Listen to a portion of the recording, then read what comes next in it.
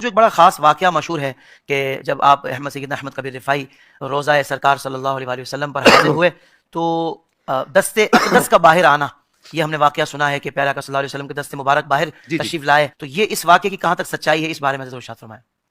حافظ صاحب 555 ہجری میں سید احمد کبیر رفاعی رحمہ اللہ نے جو حج کیا ہے، اور اس کی کیفیت یہ تھی کہ آپ کے ساتھ مدینۃ المنورہ پہنچتے پہنچتے 90,000 کا مجمع مدینے میں داخل ہوا ہے۔ اللہ اکبر۔ اور جب آپ جو ہے مدینۃ المنورہ میں حاضر خدمت ہوئے جی تو اس وقت نبی پاک صلی اللہ تعالی علیہ وسلم کی بارگاہ اقدس میں آپ نے عرض کیا کہ یا رسول اللہ صلی اللہ تعالی علیہ وسلم، یا رسول اللہ میری روح آپ کے مدینے کے ذروں کا، آپ کے مدینے کی زمین کے بوسے لیتی تھی، اللہ اور وہذہ دولت الاشباح قد حضرت، یا رسول اللہ اب تو میرے جسم کی باری آ گئی ہے، میں حاضر خدمت ہو گیا ہوں، فامدد یمینک کی تحظی بہا شفتئی، یا رسول اللہ اب آپ اپنا دست اقدس باہر نکال دیجئے تاکہ میں آپ کے دست اقدس کا بوسہ لے لوں۔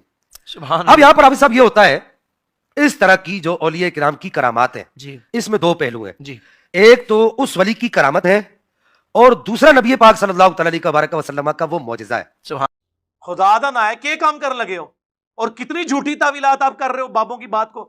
یہ قرآن حدیث میں کہاں لکھا ہے؟ کہتے ہیں نہیں اس میں گستاخی کون سی؟ گستاخی یہ ہے کہ بخاری اور مسلم دونوں میں حدیث ہے، جس نے میری طرف جھوٹ منسوب کیا وہ اپنا مقام جہنم میں دیکھ لے۔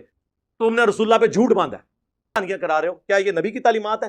صحیح بخاری کی حدیث ہے، دیکھنا میری شان کو اس طرح بلند نہ کرنا جس طرح نصارہ نے اپنے پیغمبر کو بڑھا دیا تھا۔ میں اللہ کا بندہ اور اس کا رسول ہوں، مجھے اللہ کا بندہ اور اس کا رسول کہنا، یہ ہے مزاج رسول۔ بخاری مسلم دونوں میں حدیث ہے، حضور کی وفات کے دن چل رہے تھے، اما عائشہ کہتی ہیں نبی علیہ السلام تکلیف کی وجہ سے بار بار چہرے اطہر سے چادر ہٹاتے اور کہتے لعن اللہ الیہود والنصارى اتخذوا قبور انبیاء مساجدا، اللہ کی لعنت ہو یہود و نصارہ پر، انہوں نے اپنے نبیوں کی قبروں کو سجدہ گاہ بنا دیا تھا۔ اور پھر اما عائشہ کہتی ہیں یہ حضور اس لیے بات کر رہے تھے کہ ہمیں ڈرا رہے تھے کہ میری وفات کے بعد میری قبر کے ساتھ یہ کام نہ کرنا۔ اور اما عائشہ کے الفاظ ہیں بخاری مسلم میں، اگر ہمیں یہ ڈرنا ہوتا کہ لوگ رسول اللہ کی قبر پہ سجدے شروع کر دیں گے تو میں حجرے کو اوپن چھوڑ دیتی، جس کا جب دل چاہے وہ آ جائے قبر مبارک پہ۔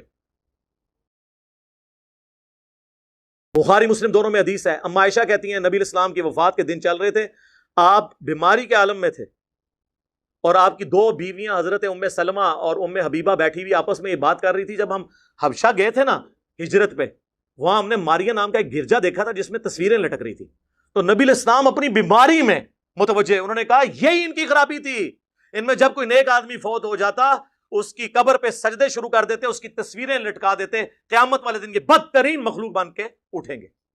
یہ ہے مزاج رسول۔ ابو داؤد کی حدیث ہے میری قبر پہ میلہ مت لگانا، تم دنیا کے کسی بھی حصے میں درود پڑھو گے میرے تک پہنچ جائے گا، درود کے لیے بھی قبر پہ میلہ نہ لگانا، سلام عرض کر کے بس آگے۔ صلوات بر محمد وآل محمد، اللہم صلی علی محمد وعلی آل محمد۔ یہ ہے مزاج رسول۔ ان لوگوں میں کامن سینس بھی نہیں ہے، اور پھر ان کے پاس پتہ کیا ہوتا ہے آخری اربا، اچھا ہمارے بزرگ تو غلط ہوئے، یہ فلانے نے بھی لکھا ہے، او فلانا بھی کیڑا ہے۔ اور جب ہم قرآن و حدیث کی روشنی میں حضرت معاویہ رضی اللہ تعالیٰ عنہ کے حضرت مولا علی رضی اللہ تعالیٰ عنہ علیہ السلام کے خلاف خروج کو صحیح سمجھتے نہیں ہیں، احترام کے دائرے میں اختلاف رکھتے ہیں، تے بابے تے شاہی کوئی نہیں، بابے تے شاہی کوئی نہیں، کی توس لاندے ہو سانو بابیاں دی؟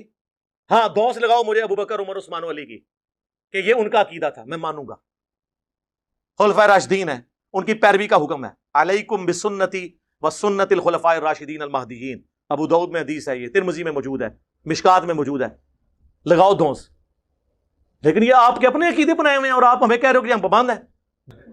تو آپ مولوی دی عقل پوری جی ہوندی ہے، اے ویڈیو جو چڑھے گی لتر پریٹ نہیں ہونی ہے نا دی۔ یہ اس ویڈیو کے بعد دنیا کا ہر مسلمان جو اپنے آپ کو فرقے سے منسوب نہیں کرتا، یہ ویڈیو سن کے ان کے بڑے سے بڑے زندہ یا مردہ مفتی کے ساتھ بیٹھ سکتا ہے عقائد میں بات۔ ہاں، اور تیسرا عقیدہ میں نے المحنت سے بتایا تھا کہ یہ کہتے ہیں کہ نبی علیہ السلام کی قبر مبارک میں جو حیات ہے دنیا کی سی ہے۔ کہتے ہیں نہیں وہ ہم نے دنیاوی نہیں کہا، دنیا کی سی کہا ہے۔ دیکھو کیسے نے دنیا کی سی ہے، تو دنیا کی زندگی میں تو سانس ہوتا ہے، کھانا پینا ہوتا ہے، ٹائلٹ ہوتا ہے، کیا قبر مبارک میں یہ ہے؟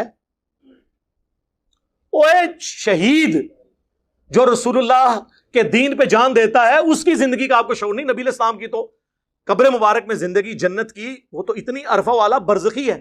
قرآن کہتا ہے وَلَا تَقُولُوا لِمَنْ يُقْتَلُ فِي سَبِيلِ اللَّهِ اموا، بلکہ بل احیاء ولکن لا تشعرون، مت مردہ کہو ان لوگوں کو جو اللہ کی راہ میں مار دیے جائیں، بلکہ وہ زندہ ہے لیکن تمہیں شعور نہیں. یہ کہتے نہیں ہمیں شعور ہے. دنیا کسی ہے، دنیا کسی کہاں سے ہوگی؟ وَمِن وَرَائِهِمْ بَرْزَخٌ إِلَىٰ يَوْمِ يُبْعَثُونَ، سورۃ المومنون. ان کے مرنے سے لے کر قیامت تک برزخ ہے، ان سین بیریئر. وہ جی حدیث ہے مسند ابی یعلا میں، الانبیاء احیاء فی قبورہم یصلون، نبی اپنی قبروں میں زندہ ہے، نمازیں پڑھتے ہیں.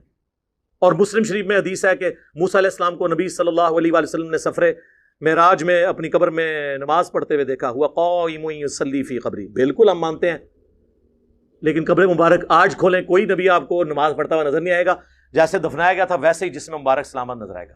وہ نماز بھی برزخی ہے. شب معراج جو صحیح مسلم میں آتا ہے، نبی علیہ السلام نے اتنے سارے انبیاء کی امامت فرمائی، وہ بھی برزخی ہے، وہ دنیا کی زندگی ہے ہی نہیں ہے. تو یہ جب ساری باتیں کریں گے وہ کہیں گے اصل میں ہم دنیا کی زندگی پتہ کیوں کہتے ہیں؟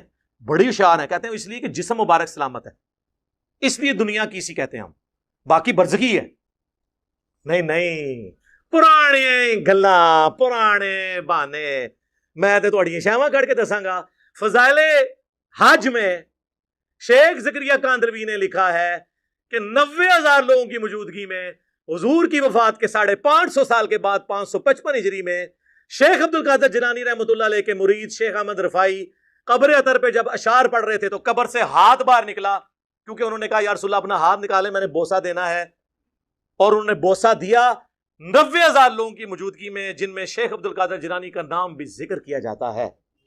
اور آپ کو حیرت ہوگی، سامعین کو بھی حیرت ہوگی، تیسری سند میں پیر پیرا، میر میرا، شہباز لامکانی، قندیل نورانی، حضور سیدنا و سندنا شیخ عبد القادر جیلانی بھی موجود ہیں، جو کہتے ہیں کہ میں نے خود اپنی آنکھوں سے دیکھا کہ رسول اللہ صلی اللہ علیہ وسلم نے اپنا دست اقدس نکالا اور نکال کر ان کو تھمایا. یہ دنیاوی ہی آتا ہے نا، قبر سے ہاتھ نکلنا یہ دنیاوی نہیں ہے؟ دنیاوی مانتے ہیں یہ. اور پھر اگلی بات، شیخ عبد القادر جیلانی نے کیوں نہیں بوسہ لیا؟ ان کو تو میں نہیں کہتا، میں کہتا ہوں میں بڑا بدبخت ہوں کہ میری موجودگی میں میرے اسٹوڈنٹ کے لیے قبر مبارک سے ہاتھ باہر نکلے اور وہ چومے اور میں چوموں ہی نہ. اور عبد القادر جیلانی پھر 295C کے حقدار ہوتے ہیں کہ نہیں؟ واقعی دین جی نہیں. اور اس تو بڑا جھوٹ، یہ 1000 سال پرانی بات کر رہے ہیں. آج سے 50 سال پہلے بھی مسجد نبوی میں 90,000 کا مجمع نہیں آتا تھا، اور 90,000 کے مجمع میں اگر ہاتھ نکلے کتنے بندے دیکھ سکتے ہیں جب تک کہ وہ کچھ 100-150 فٹ باہر نہ آئے؟ ہاں بتائیں نا یار، ہم تو پھر انجینئرنگ کر رہے ہیں نا. اب آپ نے ہمیں یہ نہیں کہنا کہ یہ خواب کا معاملہ ہے، یہ برزخ کا معاملہ ہے. خواب نہیں سر، بیداری کی بات ہو رہی ہے. بیداری میں تو پھر بیداری والی باتیں ہوں گی. پھر 500 بندوں میں ہاتھ نہیں نظر آتا، کہانیاں. پھر اعلیٰ حضرت نے ایک سٹیپ آگے طے کیا. انہوں نے ملفوظات اعلیٰ حضرت میں جب ان سے پوچھا گیا کہ حضرت آپ کہتے ہیں اولیاء بھی زندہ، شہید بھی زندہ، نبی بھی زندہ، کو فرق دسو. انہوں نے کہا فرق تو ہم دسنے ہیں، ساڈے بزرگ عبد الباقی زرقانی نے پہلے ہی فرما دیتا ہے. اور یہ عبد الباقی زرقانی دیوبند اور بریلوی دونوں کے روحانی ابا جی ہیں. فضائل اعمال میں بھی اس کے والے ہیں زرقانی کے. زرقانی نے لکھا ہے کہ انبیاء کی قبروں میں ان کی بیویاں بھی پیش کی جاتی ہیں، وہ ان کے ساتھ شباشی فرماتے ہیں. اے فرق ہے نبی اور غیر نبی. جی یہ اما عائشہ کے سامنے کوئی بات کرے نا پھر میں پوچھوں.